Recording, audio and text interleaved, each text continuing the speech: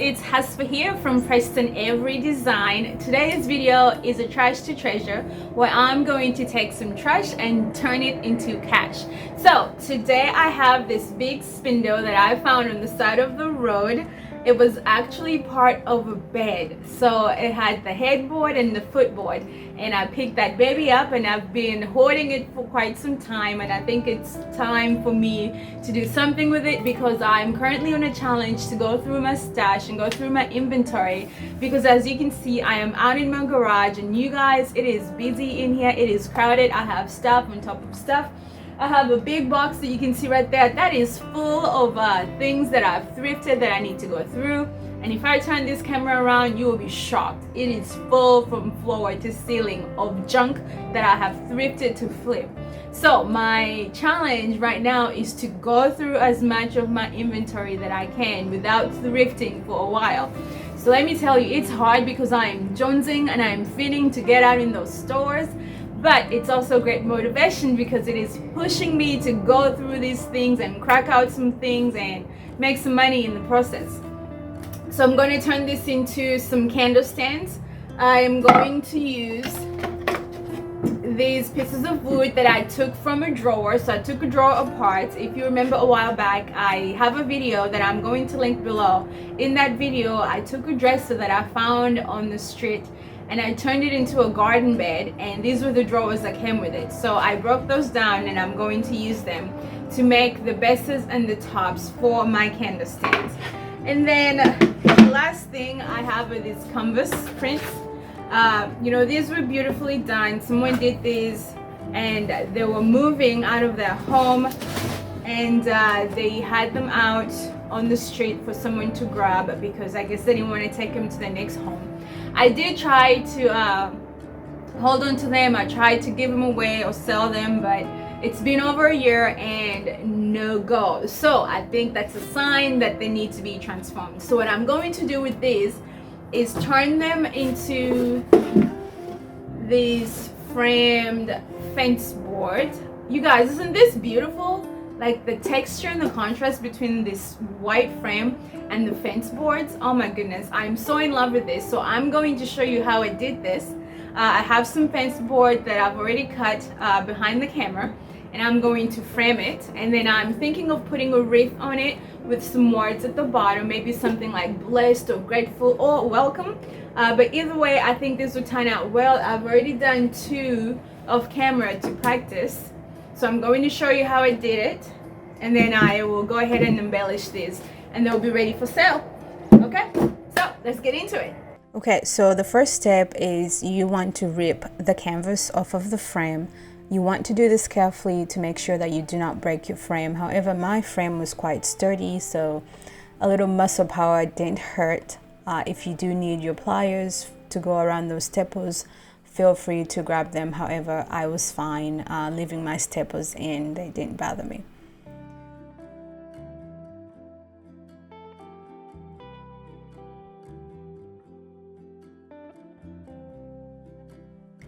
Next, I painted the frame this nice white shade. I'm not sure the name of the color. This is from the Oops paint pile at the Home Depot. It is 50 cents for this sample. You guys do not forget to grab those at your local Home Depot if you do see them.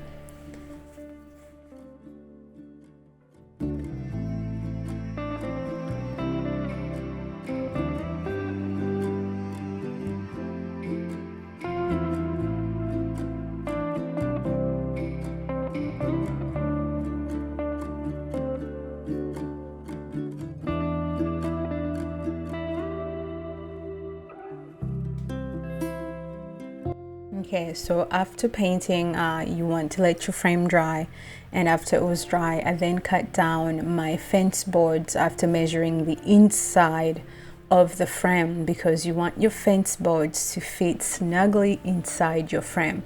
So remember the old adage, measure twice, cut once, and it really does help. I cannot tell you how many times I have overcut and I couldn't fix it.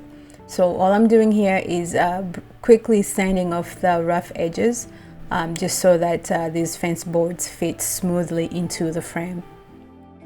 Now for this size frame, it's 20 inches in height. I'm sorry, it's 20 inches in length, so I needed 3 boards and then about a 2-inch insert, which I used my jigsaw to cut out. I do not have a table saw yet, but that's definitely next in my investment of tools to add to my collection. So once I got the boards that fit, then I took my bride nailer and I used 2-inch nails because you want them to be long enough to go through the frame and into the fence boards.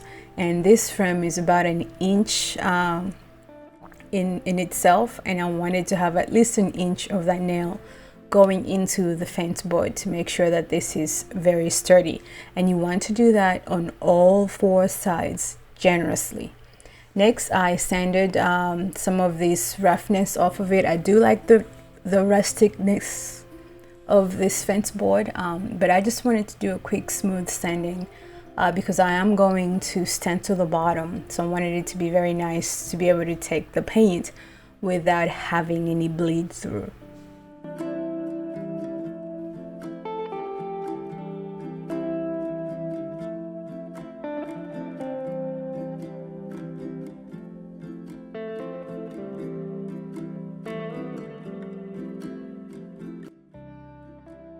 Okay, after doing all of that sanding, I did need to do some touch-ups. I was going for a rustic look, but I wanted my frame to be a little bit crisp and clean so that you have a nice contrast between the very rustic fence boards and a nice white frame.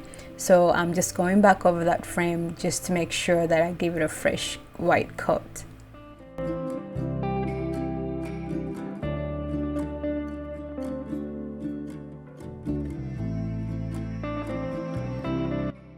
Okay, so once I was done, I now used my Cricut to cut out the word home, and this is actually available on the Cricut Design Studio, and that's where I got this one. Now I know some of you guys are really good at handwriting, but I know my talents and that's definitely not one of them. So yes, I use my Cricut and I will use my Cricut for a while. However, if you can handwrite your letters, by all means feel free.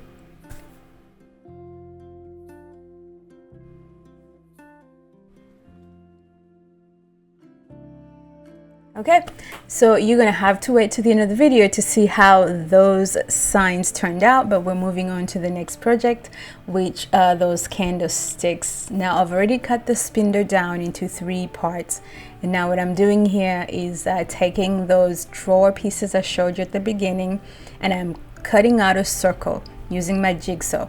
So this was my first time doing this, and I need a little practice, but it wasn't that hard, so do not be intimidated by this process. Give it a try, and if it's not perfectly round, it's okay. You can just sand it out to make it nice and even on all sides.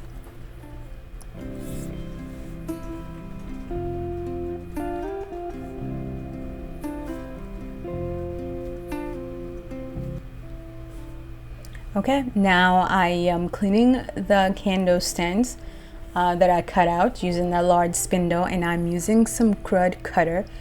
This crud cutter works wonderful. You do not need soap or water. You use it directly as it is, and it doesn't smell strong or anything, so I like working with it. This was given to me by my neighbor 2 houses down. So Tara, thank you so much for this wonderful gift.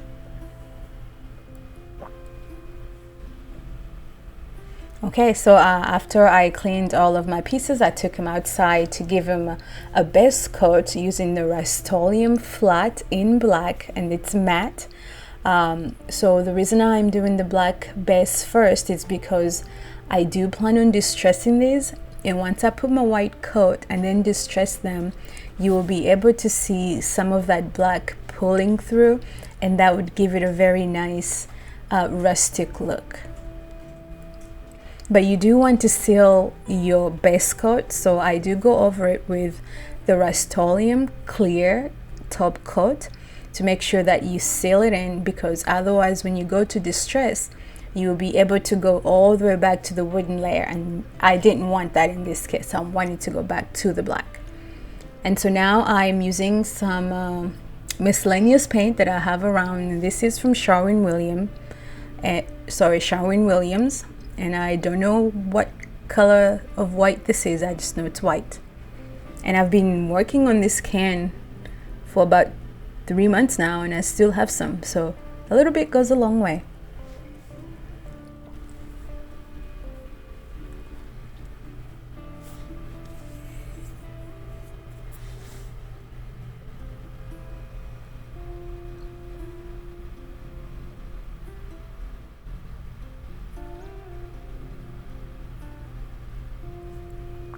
Okay, so it took 3 coats to get these to the right consistency, and then of course I did distress them as I mentioned, and you can see how I was able to get back to that black, and it seeps through to give it a very nice distressed look.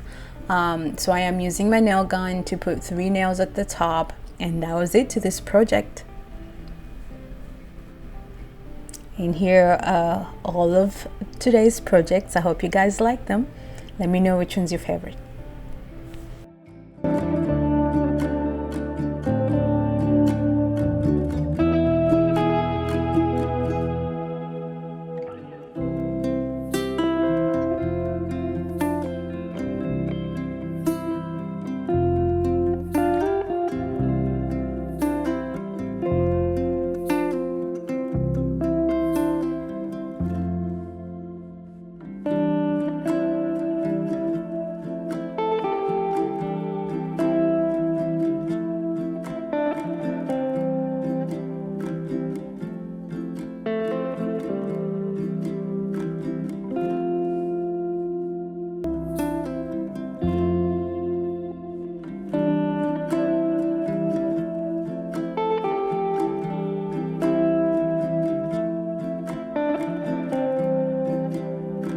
Well friends, I hope you've enjoyed this video, and I hope you've been inspired to take some trash and turn into some treasures that you can sell for some cash.